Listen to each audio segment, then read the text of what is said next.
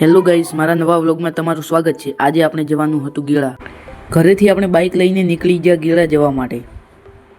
બાઇકમાં વાયરો ખાતા ખાતા પહોંચી ગયા આપણે હાઈવે ઉપર, પણ જાતે જાતે વસમાં બાઇક ઊભું રાખવું પડ્યું, કારણ કે કોણ ઊભું છે જોવો તો ખરા। ઘડી ગઈ બેસીને પછી કોક કરીને અમે નીકળી ગયા અમારી મંજિલે।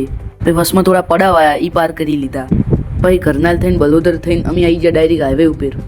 બાઇકમાં સફર કરતા કરતા આગળ જોયું તો આ ફેક્ટરી આવી। કમેન્ટમાં જણાવશો એની ફેક્ટરી છે। બાઈક હાચી થાચી જાય એટલે ચાનો કોટો તો સડાવવો પડે ને। ચાનો કોટો સડાઈને ડાયરેક્ટ અમે આવી ગયા લાખણીથી ઓટી ગયા ગીળાવાળા રસ્તે। રસ્તો તો એટલો મસ્ત હતો ને। પછી વાળ હમા કરતા કરતા ફાઇનલી પહોંચી ગયા આપણે ગીળા। પછી અહીંયાથી શ્રીફળ લઈ લીધું। આ જો મંદિર બપોર ચીડાયા છે એટલે ટ્રાફિક ઓછું છે। શનિવાર છે એટલે મંદિર પણ મસ્ત લાગે। પછી અમે અંદર જઈને દર્શન કરી લીધો, લો તમે પણ કરી લો। પછી અમે દર્શન કરીને આવી ગયા પાછળ, જોઈ લો આ નારિયેળનો ઢગો। પછી અમે ગીળાથી નીકળી ગયા ઘેર જવા માટે।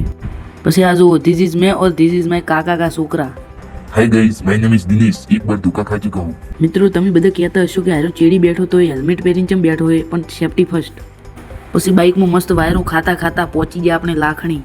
પછી આગળ જઈને જોયું તો બાઇકની બ્રેકમાં કોઈક અડતું હતું, એટલે બાઇક ઊભું રાખ્યું। ના કોઈ નહીં। પછી પાછું બાઇક ચાલુ કરીને જવા દીધું ઘર હોમું। પછી આવી ગયા ડાયરેક્ટ ભીલડી, અને અહીંયાથી આવી ગયા ડાયરેક્ટ લોરવાડા। પછી ફાઇનલી પહોંચી ગયા ઘેર। જો વ્લોગ પસંદ આવ્યો હોય તો એક લાઇક કરી દે।